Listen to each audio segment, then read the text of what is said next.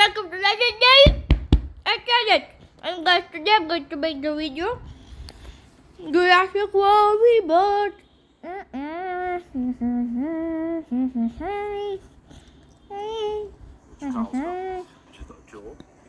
Oh my god. It's really been a dream of mine to be in the Jurassic family forever. Day one. On Jurassic. That movie's a brand new story set 5 years after the last Jurassic World. It's got a brand new cast, brand new island, and to me it's everything that I loved about the original Jurassic Park. When I first met Gareth Edwards, he told me to be ready for some crazy experiences in the jungle, on boats, on cliff sides, and my gosh, he wasn't kidding.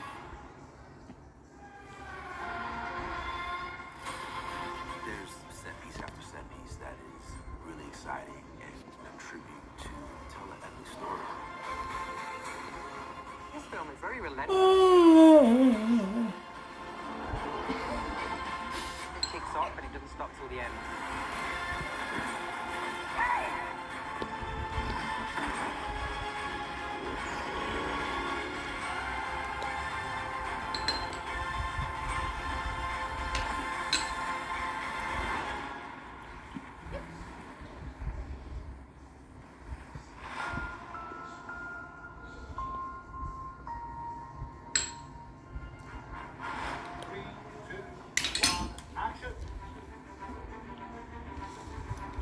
When I read this script, it felt like a love letter to Spielberg. Steven gave me a call and said, hey, you want to do another one of those? The absolute best part for me is the making them up. Everything is possible. You want to look for, okay, but what's new, what's different, how does this differentiate itself? Jurassic World Rebirth is about a special ops group that goes on a clandestine mission. We need samples from living dinosaurs. Fortunately for us, all these species exist in one isolated location. Yes, those are no-go zones for a reason. You go there, you die. Which is where you come in. I grew up watching the Jurassic Park movies. It was so impactful that it left wanting to be in the Jurassic family for my entire life. All right, what's the hitch? David and I were able to really collaborate on the development of the character that I play, Zora Bennett. They say you're good at procuring things and not asking a lot of questions. Do they? They also say you're untroubled by possible legal or ethical implications. Well, they need to shut up. There's personal stakes there. That's more than just somebody who finds themselves in the right place at the right time. It's an active choice that she makes. We are going to a place where every government on the planet is outlawed travel. Well, we better not tell anyone then. It's been like a milestone experience for me. Dr. Henry Loomis, Zora Bennett, mission specialist. Sorry, what mission? I was thrilled to be invited and to see the fundamental arguments of what made the original Jurassic so brilliant. To represent the love of nature of Dr. Henry Loomis and how we live now, how will that affect the future. If we get this DNA, Millions of lives are saved. the idea of bringing back past in DNA to me is like endlessly fascinating. By the time I'd read the script, I was like, I'm in 100%. We're telling a story about a group of very talented people with a very difficult and dangerous mission who decide to do whatever they can to pull it off. We put ourselves in a place where we don't belong. It's kind of our specialty. Those of us on the ground all wanted to make a film that was really rooted in believable, three-dimensional, human, grounded characters, not archetypes, not goodies and baddies. This island was a laboratory and conducted experimental work here. You don't see that every day. Or ever. Duncan Kincaid is, I kind of think of him as a modern-day pirate with a good heart. Zora reaches out from time to time when she needs some work being done off the books. He's your guy. Duncan's the best. Moving things and people in and out of places they shouldn't be. In the course of really starting out their mission, they end up coming across another boat that is capsized. What are those?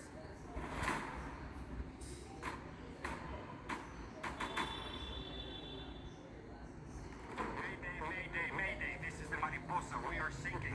And so it's a turning point in our film where our mission becomes a lot more complicated. Right away, I was so engaged and moved by the story of the family. Guys ever wish you had a boring dad? We do. Yeah. The people on the other boat found us. They're trying to get dinosaurs, and we're like, no, we're not going to the dinosaurs. We are going to take a detour and pick up a few items, and that's it. What items?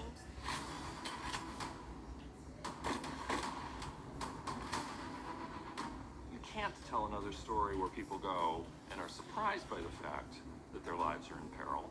They have to know full well what the risks are and that their lives will be in mortal peril, and they go anyway. And that, to me, is an exciting story. It has family, it has friendship, it has an almost impossible task that you just root for everyone to complete. Do we have to get a sample from an egg? I suppose we could try and get it from the parent, but they're a flying carnivore the size of an F-16. Maybe we should make this quick, huh?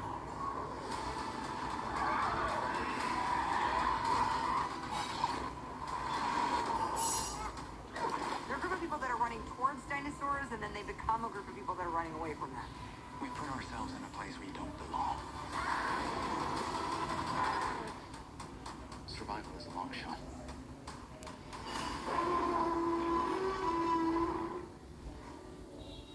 When Gareth Edwards jumped on board, I knew it was going to be something brilliant.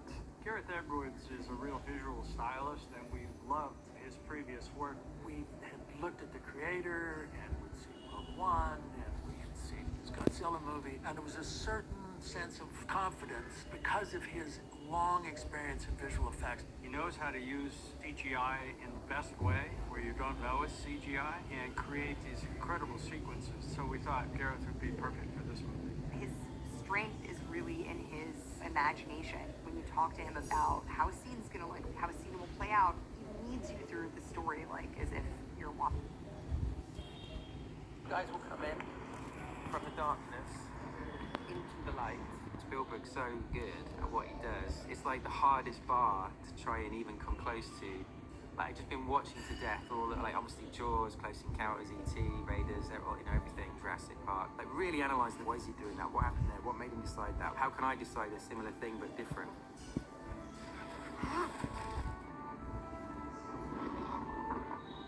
Gareth can visualize things that are really spectacular, just fantastic images. But what makes him a gifted director is he can not only visualize them, he can figure out how to bring them to reality. And that's the line that separates somebody who's kind of good from somebody who's really terrific. That first right wing could just be really slower, like more like just a really gradual, sinister move. His visuals are insane. They're so beautiful, but never leaves behind the human side of the story. He pushed to shut this on film, so it's gonna just look gorgeous. Just really wanted to have this vintage look. Films I grew up loving. It was quite a struggle to shoot on film, especially in Thailand. You have to wait 3 or 4 days until you see the footage, but it's worth the pain. The colours are more naturally beautiful. They're more romanticised version of what the world looks like. That's kind of what a movie is. So to me, it's the ideal look, really. It's the first time I'd had a 35mm camera, especially in Panavision. It's a nice feeling. And it felt alive because it's rolling film, so as you're holding it, it's like vibration. You know what I mean? That you're cuddling rather than just like this cold device. You can only make a film for yourself, and so you just try and go, what do I want to see? What do I get excited about? What do I like and not like? If my 10-year-old self knew that one day I'd get to make Jurassic film and that Steven Spielberg would be involved, I would feel like my whole life was about that day. Very good. Got that. Bravo. Well done. You read the script, oh my god, this is amazing, the character's brilliant. And the next question is like, where are we filming? I really wanted this film not to feel like it was all shot in a studio. I was like, we gotta go to Thailand, because Thailand has these amazing cliff formations and beautiful beaches and everything. When I was reading the script, I was like, picturing all those kind of things. Shooting in Thailand was challenging. Thailand is very welcoming. The deep jungle is not, so you're just up against the elements. We shot in Thailand. during monsoon season. Got a pretty large cell moving in right here. It's probably more rain, figure that, and maybe some lightning. Today we were in a place called Phang Nga Bay.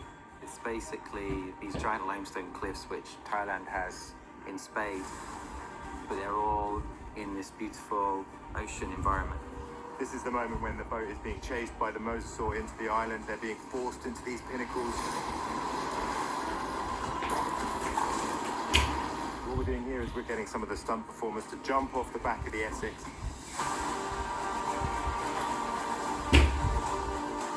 You're running electric through mangroves and carrying stuff up and down like muddy banks. It was just amazing how well everybody worked together with the common goal of creating something magical on film that looked really authentic. Hello again. The mangroves. You see lots of spiders and weird stuff around, but it's also strangely therapeutic. People move like spacemen in slow motion. And so it was a really slow day in terms of doing everything, but it's also kind of relaxing. When I watched this, if I wasn't involved in it, I'd be thinking, how did they track the camera in that way, in that environment? Let's not sink the sound platform. Being in the mangroves in Thailand was pretty fascinating. Definitely feel like it infused a little bit of fear and discomfort in my performance for sure, because the water was warm but uncomfortable and there's roots all on the ground and almost like grabbing at your feet. Well, that wasn't acting, that was true. But it was also really still and beautiful too.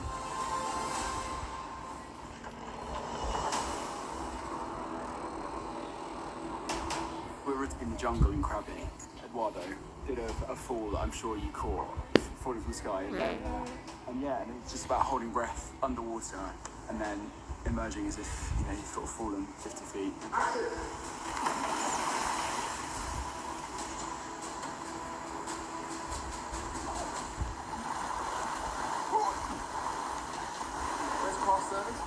I can't quite believe how amazing an experience it is to find yourself in the world of something that you've loved all your life. It's such a Jurassic moment.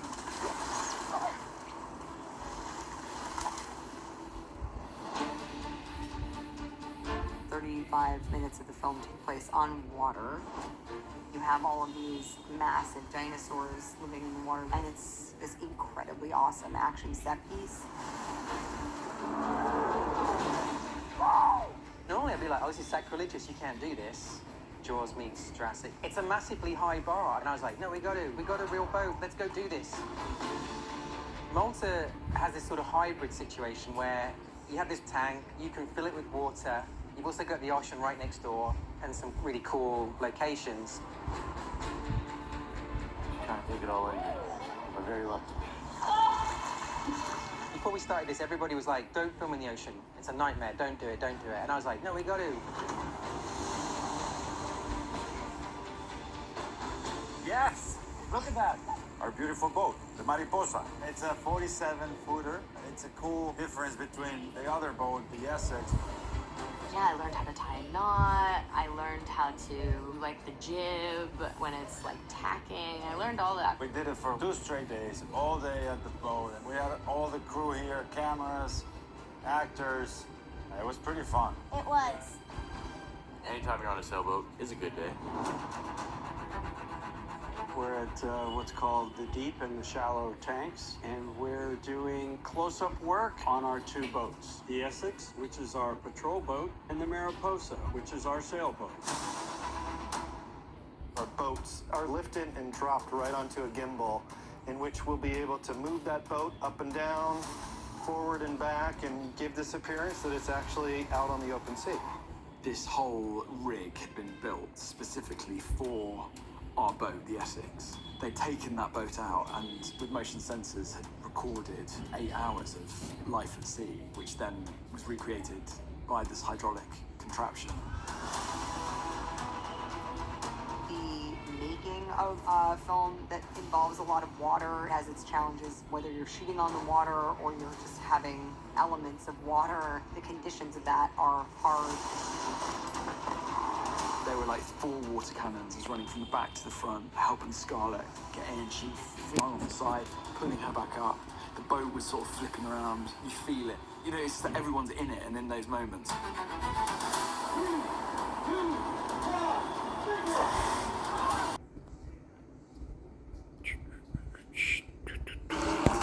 boat that we were just on in the water is now in a tank, and it's on a rig, and it's moving, and it's flipping.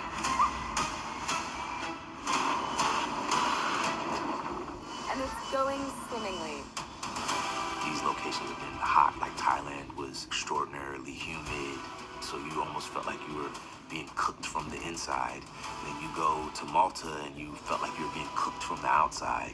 Dealing with any of the elements are always going to make it just a more challenging job, but I think it will certainly pay off. There's a brutality to it, and also an urgency to it, and a danger to it when you add the water element.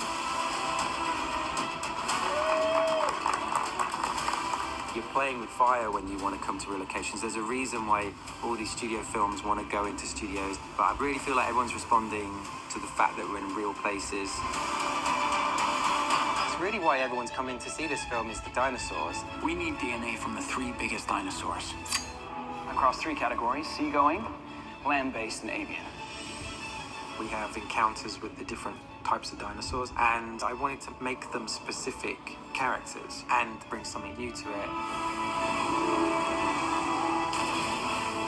The mosasaur's always been a very reptilian, so both Gareth and I were interested in reining that idea back and trying to get something that felt more like a sea creature that we know nowadays.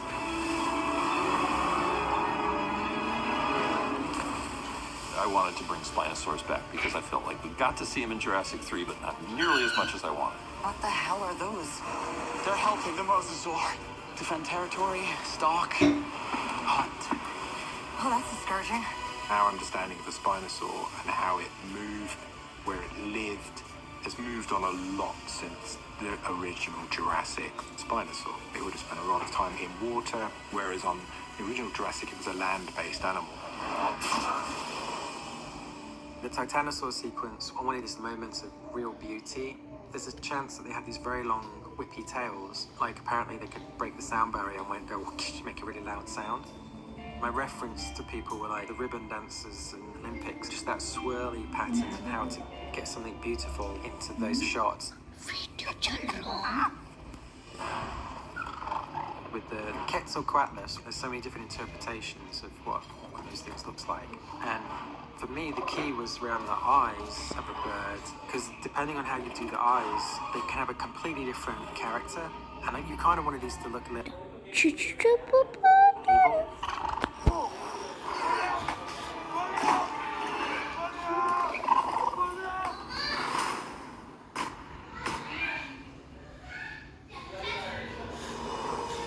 The sequence with the raft and the sleeping tyrannosaur was in the first novel, and one of the first things Stephen and I said when we started working on the story for this was, we got to get that raft sequence in someplace.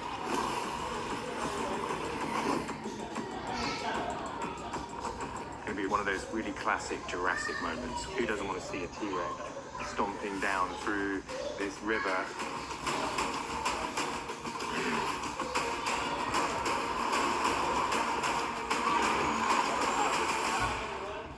When it comes to bringing dinosaurs to life, Jurassic World Rebirth goes to the next level. From truly terrifying dinosaurs to my personal favorite, the Alkalops. Dolores, our Alkalops, is a very, very cute little dinosaur that becomes our family, becomes our little pal. On set, we had an actual animatronic that was brilliantly done. That was like this great reference. It was also something the actress could hold and interact with that made the whole thing extra believable. And Dolores got a lot of love on set. It was very, realistic. If I was just standing on the other side, I'm like, wow, that's a dinosaur. It can pick up its arms, it can blink. It's fully radio controlled. You've got the face, which Carl's got, which has got a jaw, and blinks and full eyelid, up, down, left and right. And then Colin has the entire neck and full body feature. And I've got his bottom and his tail. It's such a charming little character, and everyone really enjoys it. Dolores is the sweetest. The sequence at the end of the film, I was running behind Dolores and she was looking back at me in the rucksack. So guys, now we will see the Jurassic World play. Jurassic World play. Jurassic World play. Jurassic. Guys, so now we will see Jurassic World Rebirth Tyrannosaurus, Dinosaur of the Week, and then we will go to the wish list, which I want: the Mosasaurus, the Distortus Rex, the Spinosaurus, the Tyrannosaurus, the Quetzalcoatlus. The Quetzalcoatlus,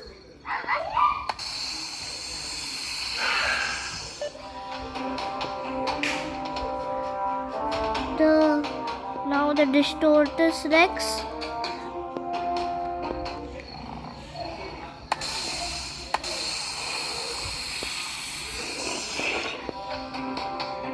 Spinosaurus,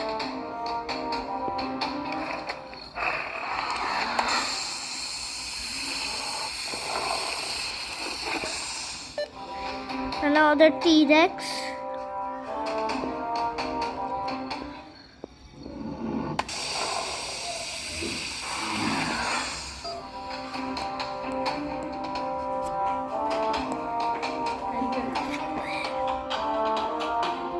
and guys, now the Mosasaurus. Guys, videos now play now. In that you will see: drive in the jungle, explore the jungle to unlock the Great Sea, explore the Great Sea to unlock the infinite sky. Driving in the jungle is good, Great Sea is good, and infinite sky is a little bit good. So guys, this is the end. Bye.